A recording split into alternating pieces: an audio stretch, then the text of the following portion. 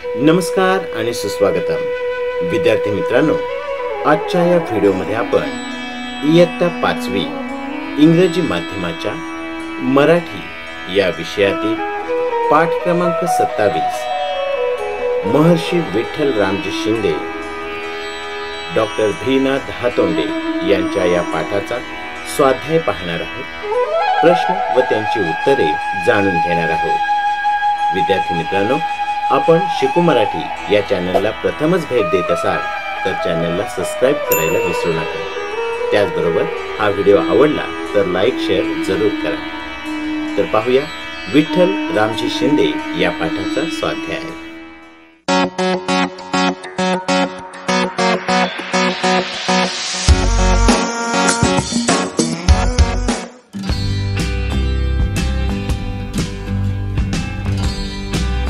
प्रश्न क्रमांक 1. एका वाक्यात उत्तरे लिहा. 1. विठ्ठलचा जन्म कोठे झाला? उत्तर: विठ्ठलचा जन्म जमखंडीमध्ये झाला. 2. विठ्ठल कोणकोणते खेळ खेळत असे? उत्तर: विठ्ठल हुतुतू, खो खो, सूरपारंब्या हे खेळ खेळत असे. 3. विठ्ठलच्या आजोबांनी दुष्काळाच्या वेळी गोरगरिबांना कोणती मदत केली?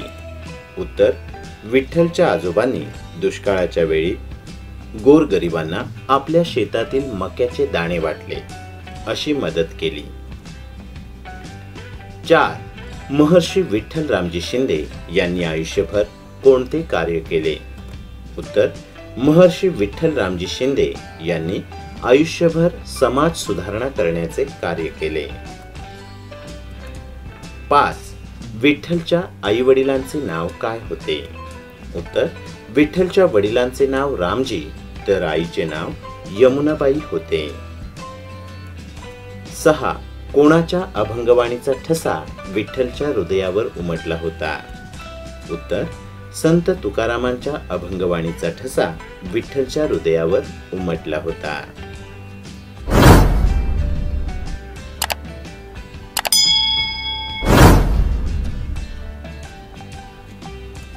प्रश्न क्रमांक 2.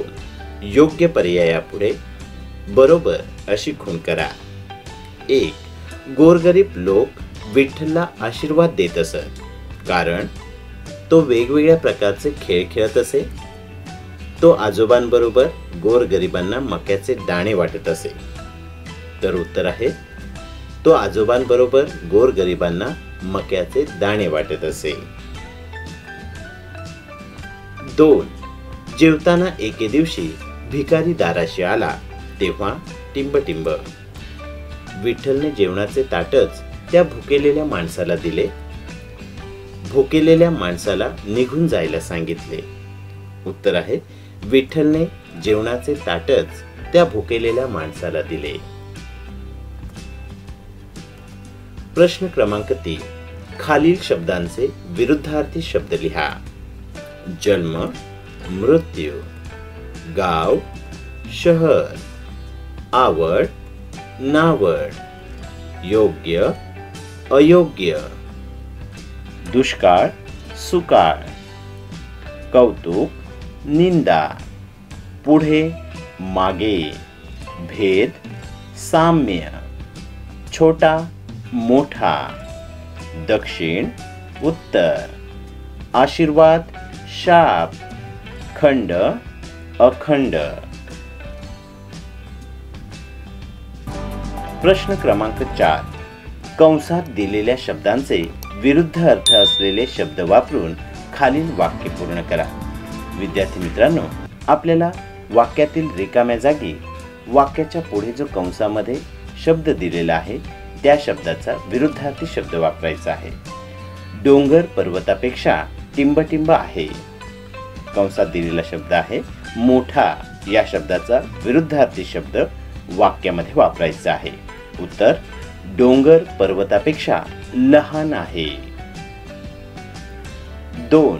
हरवलेला चेंडू सापडल्याने मला खूप टिंबटिंब झाला. हरवलेला चेंडू सापडल्याने मला खूप टिंबटिंब झाला. दुःख या शब्दाचा विरुद्धार्थी शब्द रिकाम्या जागी वापरायचा आहे. उत्तर, हरवलेला चेंडू सापडल्याने मला खूप आनंद झाला. 3. ससा हा प्राणी टिंबटिंब असतो. धीट या शब्दाचा विरुद्धार्थी शब्द रिकाम्या जागी वापरायचा आहे. उत्तर, ससा हा प्राणी भित्रा असतो. 4. राजूला टिंबटिंब कपडे आवडत नाही. सैल या शब्दाचा विरुद्धार्थी शब्द आहे गच्च. उत्तर, राजूला गच्च कपडे आवडत नाहीत. 5. वीणा टिंबटिंब चालते. भरभर या शब्दाचा विरुद्धार्थी शब्द आहे सावकाश.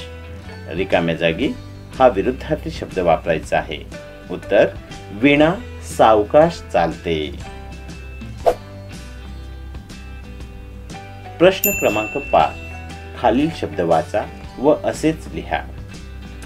आपल्याला हे शब्द आता जे वाचायचे आहेत ते शब्द असेच दिल्याप्रमाणे लिहिता व वाचता आले पाहिजे. विठ्ठल, अण्णासाहेब, हुतुतू, धार्मिक, आयुष्यभर, संस्कार, दुष्काळ, महर्षी, ध्यास, हृदय. विद्यार्थी मित्रांनो, या शब्दांचं नीट निरीक्षण करा. हे शब्द पुन्हा पुन्हा वाचा आणि हे शब्द लिहिताना चूक होणार नाही याची काळजी घ्या. प्रश्न क्रमांक 6. वचन बदला. एक गाव, अनेक गावे. एक खेळ, अनेक खेळ. एक माणूस, अनेक माणसे. एक वर्ष, अनेक वर्षे.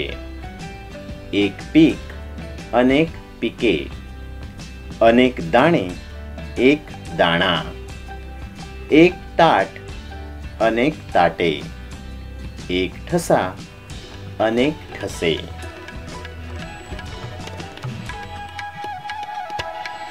तर विद्यार्थी मित्रांनो, अशा प्रकारे आजच्या या व्हिडिओमध्ये आपण इयत्ता 5वी इंग्रजी माध्यमाच्या मराठी विषयातील पाठ क्रमांक 27 महर्षी विठ्ठल रामजी शिंदे या पाठाचा स्वाध्याय पाहिलेला आहे. प्रश्न व त्यांची उत्तरे जाणून घेतलेली आहेत. ही प्रश्नोत्तरे चांगली लक्षात राहण्यासाठी हा व्हिडिओ पुन्हा पहा. हा व्हिडिओ पूर्ण पाहिलात त्याबद्दल धन्यवाद.